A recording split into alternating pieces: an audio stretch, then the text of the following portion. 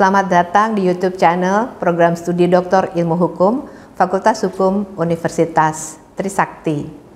Tempat di mana sahabat doktor ilmu hukum dapat memperoleh informasi mengenai perkembangan ilmu hukum dan juga keahlian di bidang ilmu hukum.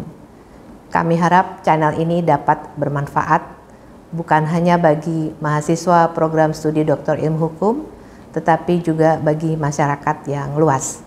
Pada episode yang pertama, topik yang akan dibahas adalah mengenai tips dan strategi menulis artikel pada jurnal internasional bereputasi.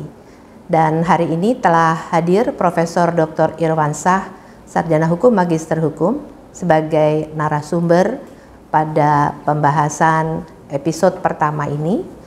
Beliau adalah Guru Besar Fakultas Hukum Universitas Hasanuddin sekaligus Editor-in-Chief Hasanuddin Law Review, dan beliau juga Guru Besar tidak tetap pada Fakultas Hukum Universitas Trisakti, khususnya program studi Doktor Ilmu Hukum.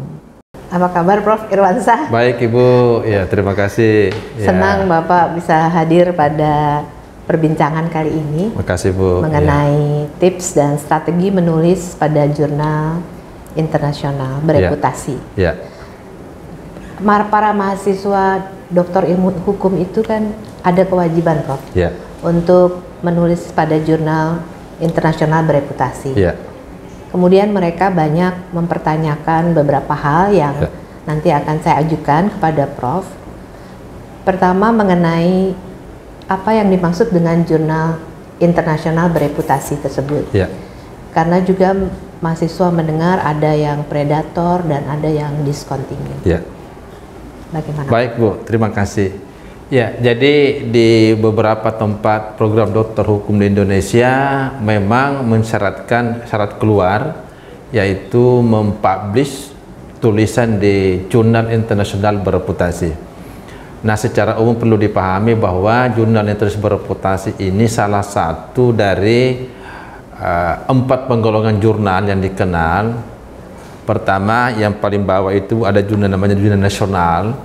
Itu pengelolaannya berdasarkan penerbitan DSSN-nya. Di atasnya sedikit ada jurnal yang sudah terakreditasi nasional, namanya Sinta Bu ya. Ada sudah Sinta 1 sampai Sinta 6.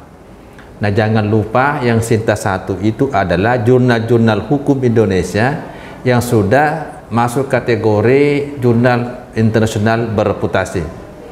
Yang ketiga Bu, jurnal internasional. Internasional Bu, ada 4 minimal kriterianya, menggunakan bahasa PBB, editornya berbagai negara, penulisnya berbagai negara, yang mereview berbagai negara, dan pengindeksnya. Nah, yang kelima ini paling atas Bu. Jurnal internasional bereputasi adalah jurnal-jurnal internasional tadi yang sudah diakui, diterima di dalam pengindeks Bu ya. Jadi diakui sebagai sebuah jurnal yang memiliki standar-standar yang ditentukan oleh pihak-pihak tertentu. Misalnya untuk bereputasi itu ada 2 Bu. Ada yang terindeks Scopus dan Web of Science, atau di Thomson Reuters Bu yang sekarang beralih menjadi Clarified Analysis. Jadi ada 2 Bu yang masuk kategori internasional bereputasi. Nah, kalau tadi ditanyakan bagaimana dengan jurnal yang sifatnya predator. Nah, memang karena ini kebutuhannya untuk menggunakan jurnal bereputasi tinggi sekali, ya mahasiswa, ya dosen, tentu banyak orang masuk, sementara kapasitasnya terbatas. Nah, bagaimana melacak jurnal predator? Khusus Scopus Ibu, ini tiap bulan itu menerbitkan list jurnal-jurnal yang masuk kategori ini. Karena bisa dilacak. Kalau dia dari waktu ke terus meningkat jumlah frekuensi terbitannya, jumlah naskah yang diterima ratusan, tetapi proses reviewnya makin turun, hati-hati. Nah, ini bisa di blacklist dan bisa menjadi jurnal predator yang bisa merugikan mahasiswa. Ketika dia buka, itu masih normal. Ketika masuk 2 bulan yang akan datang, sudah discontinue. Artinya sudah masuk kategori tidak bisa digunakan lagi. Nah, itu kira-kira pemahaman secara umum, Bu ya. Ya. Baik, terima kasih Prof. Jadi sangat jelas bahwa jurnal internasional bereputasi itu ada kriterianya. Ada, ya. Saya kira ini bukan hanya untuk mahasiswa saja, para dosen juga sangat memerlukan pemahaman mengenai ini, karena untuk dosen ada kenaikan jabatan akademik, betul, Prof. Ya. Baik, yang kedua ya Prof, yang perlu ditanyakan adalah sebetulnya apa sih yang harus dipersiapkan penulis sebelum membuat artikel? Baik, Bu. Bagi jurnal hukum memang ada dua kategori artikel.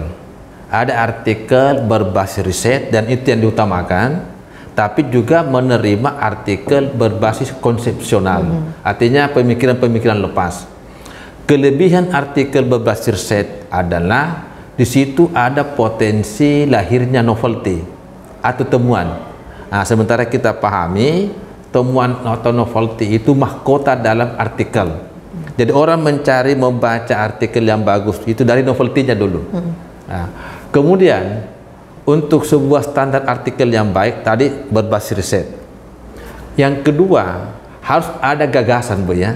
Harus ada gagasan yang mau disampaikan. Nah, gagasan yang mau disampaikan itu harus fokus pada satu gagasan, tidak boleh melebar kemana-mana.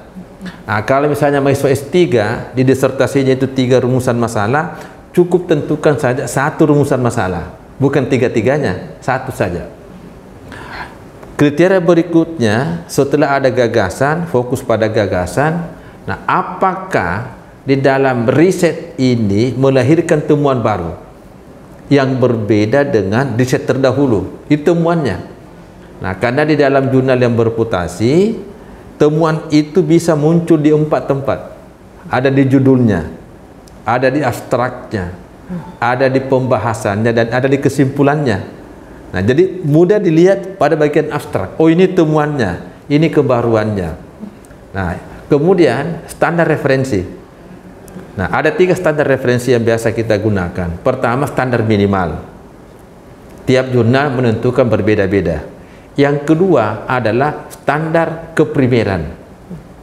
Jurnal yang terindeks Scopus ini, Ibu, itu meminta agar yang disitasi, yang dijadikan referensi lebih banyak jurnal dan bahan-bahan primer. Jadi bisa proceeding, bisa dari internet, laporan dan sebagainya. Nah, kriteria ketiga referensi adalah standar kemutahiran. Makin baru sebuah referensi makin bagus. Misalnya untuk buku standarnya berapa tahun yang bisa ditoleransi, jurnal berapa tahun bisa ditoleransi, itu suatu referensi. Nah, yang terakhir adalah itu mengenai standar tulisan, Bu ya. Nah, jadi tiap-tiap jurnal itu memiliki standar yang berbeda-beda, Bu. Mulai dari standar judul sampai tadi standar daftar pustaka. Ya. Ya. Baik, Prof. Jadi sebagai penulis sebelum menyusun artikel, persiapannya tentunya tadi seperti Prof katakan, paling tidak harus membaca atau mencari riset-riset terdahulu tadi ya. Kemudian ada gagasan dan juga tadi Prof menyebutkan ada standar penulisan ya. Ya, yang terakhir nih Prof, bagaimana ya strateginya supaya jurnal yang ditulis ini, maksud saya bukan jurnal, artikel yang ditulis ini dapat diterima pada jurnal internasional bereputasi? Ya, tiap jurnal itu punya fokus and scope yang berbeda-beda.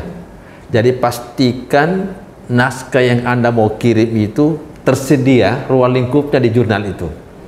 Mungkin tulisannya bagus tapi nggak ada ruang lingkupnya, tentu ditolak, Bu ya. Nah, yang kedua adalah pastikan pahami mengenai frekuensi terbitannya.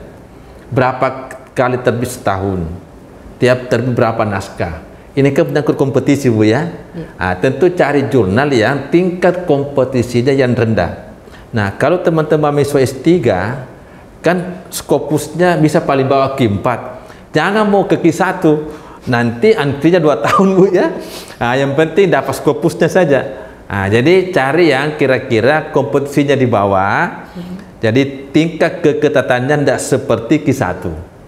Ya berikutnya adalah ini mengenai kebijakan Bu. Ada jurnal berbayar dan ada tidak berbayar. Masing-masing ada konsekuensi. Kalau jurnal berbayar itu mungkin sedikit agak longgar prosesnya. Tapi kalau tidak berbayar, pasti ketat prosesnya Bu ya. Itu lama menunggu.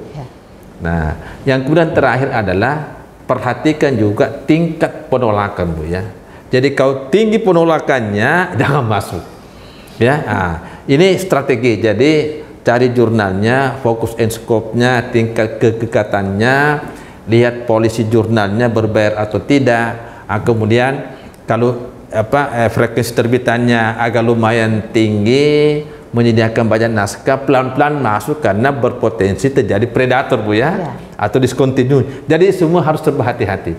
Ya, itu kira-kira triknya Bu ya. Iya. Ya, baik Prof. Irwansyah.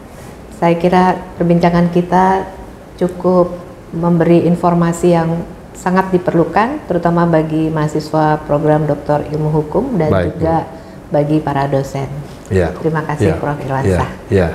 Demikian perbincangan kita mengenai tips dan strategi menulis pada jurnal internasional bereputasi. Terima kasih kepada narasumber Profesor Dr. Irwansyah SHMA yang telah berkenan meluangkan waktu dan berbagi ilmu. Terima kasih pula kepada sahabat Dr. Ilmu Hukum yang telah menyimak dan bergabung pada YouTube channel ini. Jika saudara menyukainya, silahkan subscribe, like, dan follow YouTube channel kami. Sampai jumpa pada episode berikutnya.